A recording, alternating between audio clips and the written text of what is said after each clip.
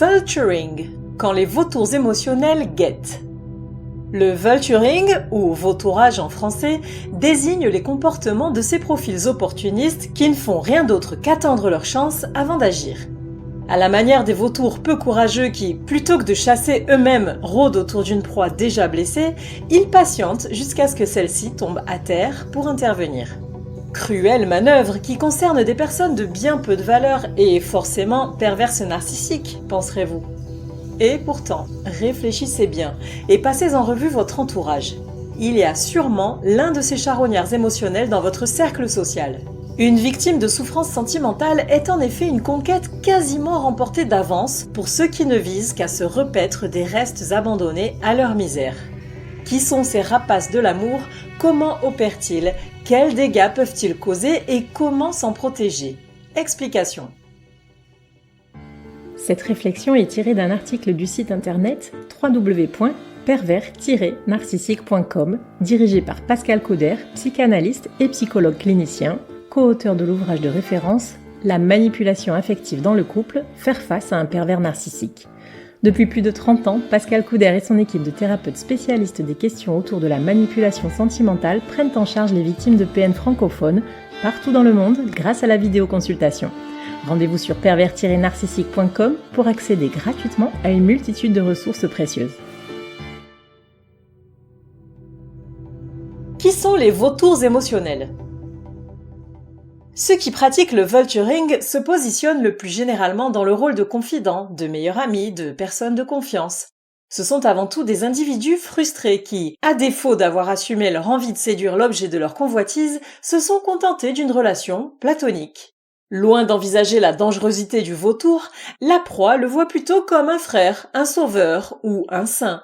Bien qu'il s'agisse le plus souvent d'un sujet du sexe opposé, il est perçu comme intouchable sur le plan charnel et en dehors de toute considération romantique. C'est en se persuadant de ce cloisonnement sécurisant que la proie se livre sur les aléas qu'elle traverse dans son couple, et ce, que la rupture ait eu lieu ou qu'elle soit en passe de se finaliser.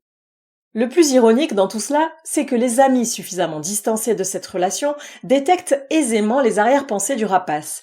Ils n'hésiteront pas à le signifier à la victime. « Je pense qu'un tel est secrètement amoureux de toi. » Mais pour elle, qui est en recherche d'un soutien émotionnel plutôt que d'une histoire d'amour, il est impensable de franchir la frontière qui sépare l'amitié de la relation de couple. Elle niera donc l'évidence, bien incapable de gérer une nouvelle situation amoureuse complexe. En effet, rappelons que les adeptes du vautourage s'attaquent à des personnes blessées et en peine de cœur. C'est leur détresse qui les ralentit dans leur capacité d'action et de réflexion, et les rend par là même accessibles aux charognards. Ainsi, il y a un déséquilibre dans la dynamique relationnelle. D'un côté, le vautour approche prudemment pour amadouer sa victime et parvenir à ses fins. De l'autre côté, l'individu dont les intentions sont claires et innocentes est fragilisé par son ignorance de ce que prévoit le prédateur opportuniste. Le vulturing est-il caractéristique des PN?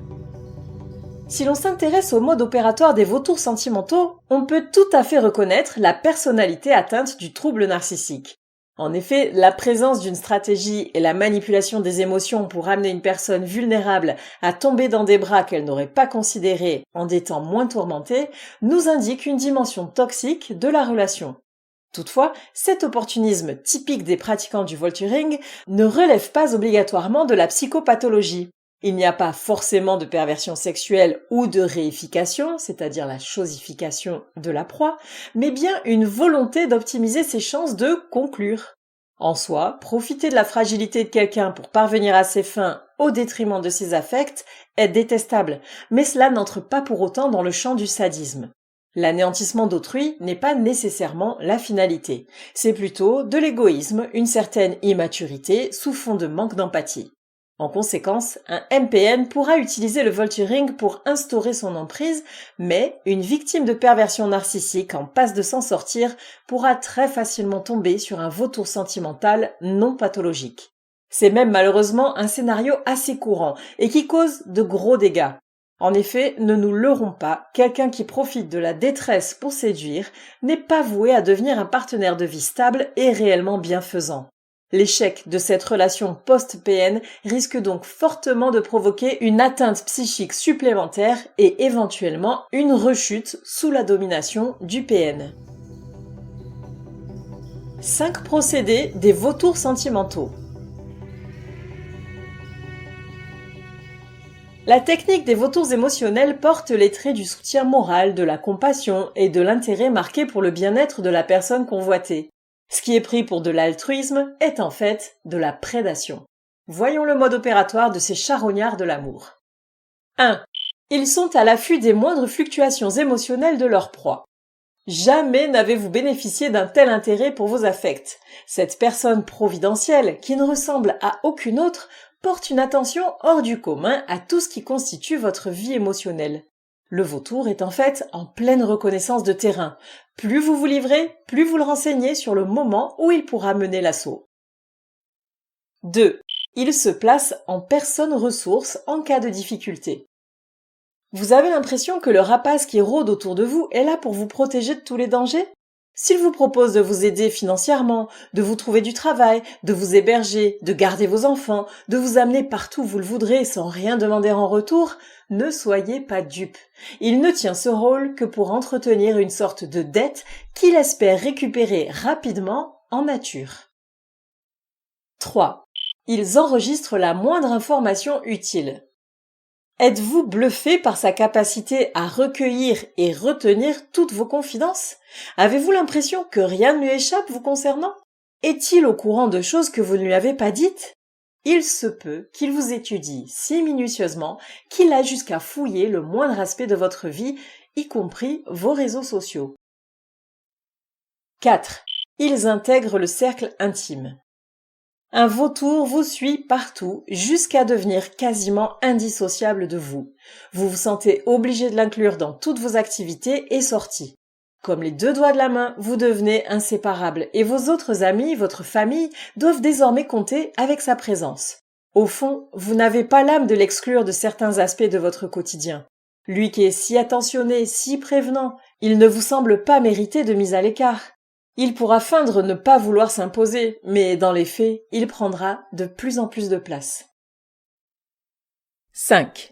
Ils font toujours irruption lorsque ça ne va pas. Vous avez l'impression que le vautour est toujours là quand vous avez besoin de soutien ? Ce n'est ni un hasard, ni de la télépathie. C'est juste qu'il se tenait à l'arrêt, prêt à bondir au moment opportun. Si vous étiez dans une relation moribonde, il sera certainement la première personne à surgir pour vous réconforter au moment de la rupture. Ce sera même vraisemblablement vous qui irez vers lui, car naturellement, il sera celui que vous avez en tête pour vous soutenir dans l'épreuve de la séparation.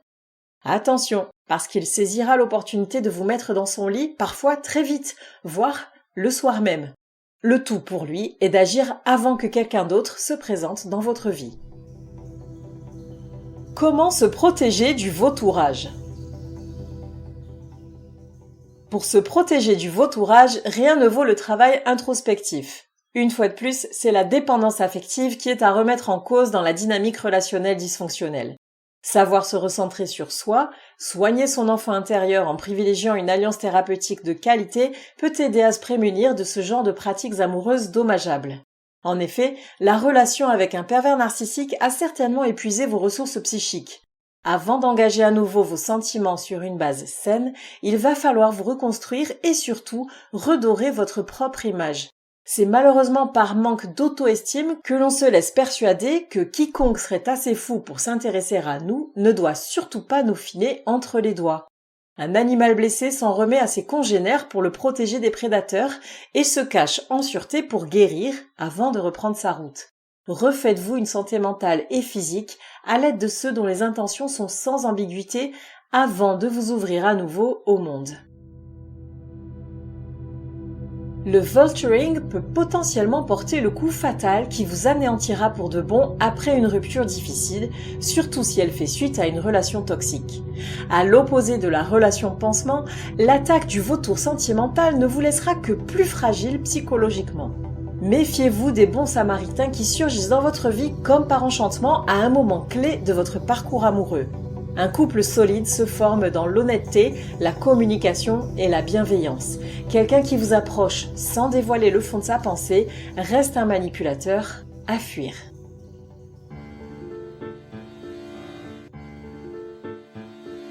N'hésitez pas à vous faire accompagner par des thérapeutes spécialistes des questions de la perversité narcissique. Rendez-vous sur www.pervers-narcissique.com et trouvez-y de nombreux conseils sur comment gérer la séparation, comment gérer l'après, la reconstruction, et vous pourrez également rentrer en contact avec un membre de l'équipe. Ne restez pas seul. Merci d'avoir écouté ce podcast. Rendez-vous très prochainement pour un nouvel épisode. N'hésitez pas à vous abonner pour ne rien manquer des prochaines publications. À très bientôt.